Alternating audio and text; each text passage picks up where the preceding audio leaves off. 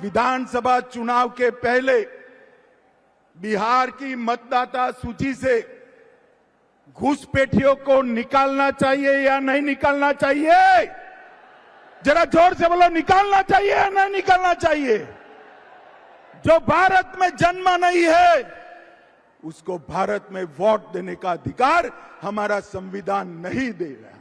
दोस्तों, बिहार के सीतामढ़ी से केंद्रीय गृह मंत्री अमित शाह ने विपक्षी दलों पर एक बार फिर से हमला बोला है, क्योंकि बिहार में विधानसभा चुनाव है और अमित शाह पहुंचे थे पुनरौधा धाम में मां जानकी के मंदिर में भूमि पूजन समारोह में, और इस दौरान भाषण दिया।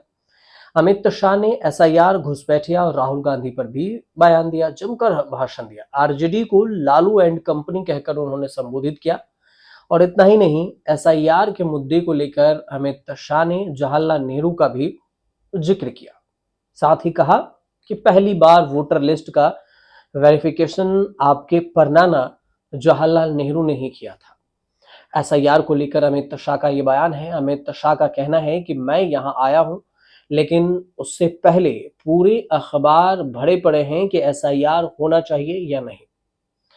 शाह का कहना है कि मैं तो बीजेपी का कार्यकर्ता हूं और मंच पर सारे एनडीए के लोग हैं, लेकिन मैं यहां से जनता को पूछना चाहता हूं, घुसपैठिए को वोटर लिस्ट से निकालना चाहिए या नहीं निकालना चाहिए? चुनाव आयोग को एसआईआर करना चाहिए या फिर नहीं कराना चाहिए? शाह ने इस दौरान आरजेडी के चीफ लालू प्रसाद यादव को भी टारगेट पर लिया।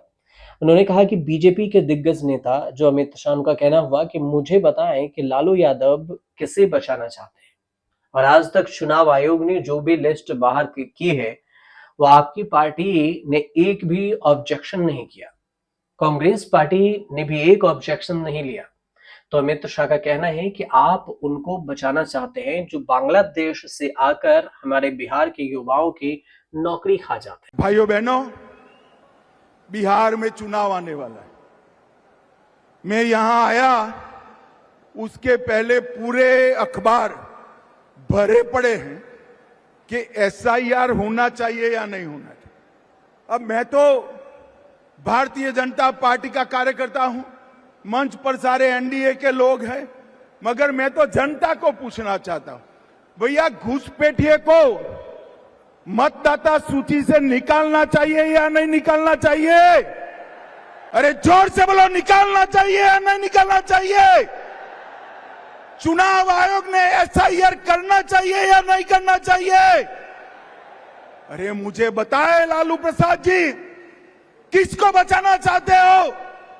आज तक चुनाव आयोग ने जो पहली सूची बाहर करी, आपकी पार्टी ने एक भी ऑब्जेक्शन नहीं लिया, कांग्रेस पार्टी ने एक भी ऑब्जेक्शन नहीं लिया। और आप बचाना किसको चाहते हो? जो बांग्लादेश से आकर मेरे बिहार के युवाओं की नौकरी खा जाते हैं, उनको बचाना चाहते हो? मुझे बताओ मिथिलांचल वालों, एसआईआर मतदाता सूची से घुसपैठियों को निकालना चाहिए या नहीं निकालना चाहिए? स्पष्ट संदेश दीजिए लालू एंड कंपनी को। घुसपैठियों के वोट चाहिए तो बिहार की जनता आपको स्वीकार नहीं करेगी। और भाइयों बहनों, मैं आज राहुल जी को भी कहना चाहता हूं, बंद करिए ये वोट बैंक की राजनीति। मतदाता शुद्धिकरण पहली बार नहीं हो रहा है, आपके परनाना जवाहरलाल नेहरू ने शुरू किया था और अंत में 2003 में हुआ, तब भी कोई विरोध नहीं था। अब आप चुनाव पे चुनाव हारते जाते हो, इसलिए पहले से ही बिहार चुनाव हारने का एक वजह लोगों को बता रहे हैं। ये बात अमित शाह का है। अमित शाह ने सवालिया लहजे में पूछा है कि मुझे मिथिलांचल वाले बताओ कि वोटर लिस्ट से घुसपैठियों को बाहर निकलना चाहिए या नहीं। शाह ने कहा कि आप लोग लालू एंड कंपनी को स्पष्ट संदेश दीजिए कि अगर आप घुसपैठिए के वोट चाहिए आपको, तो फिर बिहार की जनता आपको स्वीकार नहीं करेगी। मैं आज राहुल गांधी से भी ये कहना चाहता हूं कि आप ये वोट बैंक के राजनीतिक बंद कीजिए और वोटर वेरिफिकेशन जो SIR हो रहा है कोई पहली बार नहीं है। ये आपके ही परनाना जवाहरलाल नेहरू ने पहली बार शुरू किया था और अंत में 2003 में हुआ था और तब भी कोई विरोध नहीं किया। और शाह ने कहा कि अब आप चुनाव पे चुनाव हारते जाते हैं तो फिर चुनाव आयोग भी अब हार रहे हैं, तो इसमें देखिए बिहार चुनाव भी आप हार रहे हैं और यही वजह है कि आप पहले से ही इस बात को जानते हैं और आरोप लगाना शुरू कर दिए हैं।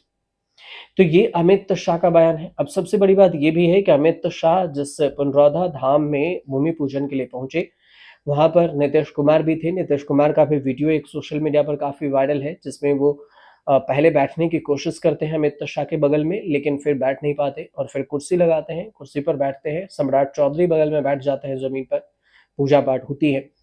तो इसमें नीतीश कुमार जो अमित शाह के बगल में बैठे हैं, तेजस्वी यादव ने सवाल उठा दिया कि आप इस तस्वीर और वीडियो को देखकर खुद समझिए कि आखिर सरकार चला कौन रहा है, किसके इशारे पर सरकार चल रही है।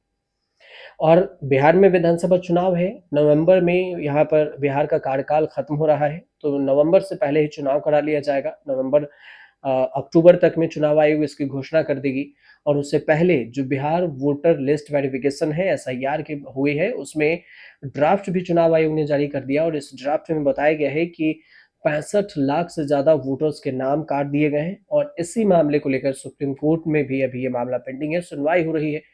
फाइनल फैसला अभी आना सुप्रीम कोर्ट की तरफ से बाकी है। इस बीच में बयानबाजी भी हो रही है। अगर इस पर कुछ अपडेट आएगा तो हम आपको जरूर बताएंगे।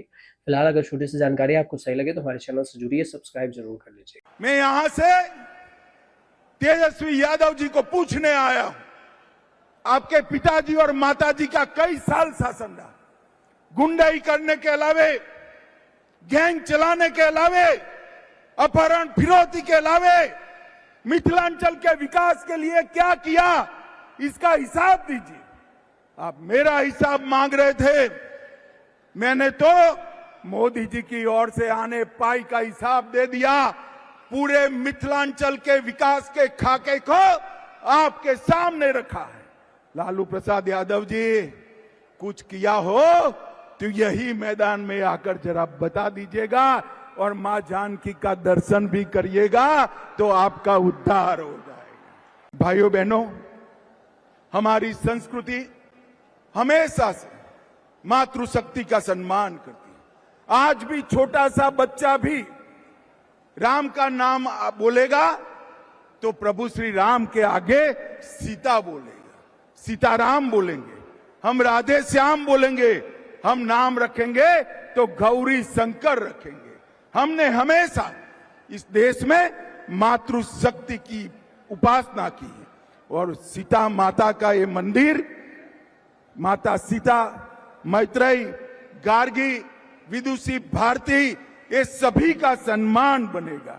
आज मैं वो बात को भी कहना चाहता हूं, जब आचार्य शंकर, आदि शंकराचार्य और मंडन मिश्र के बीच में जब शास्त्रार्थ हो रहा था, तब इसकी अध्यक्षता मंडन मिश्र की धर्मपत्नी विदुषी भारती करती थी।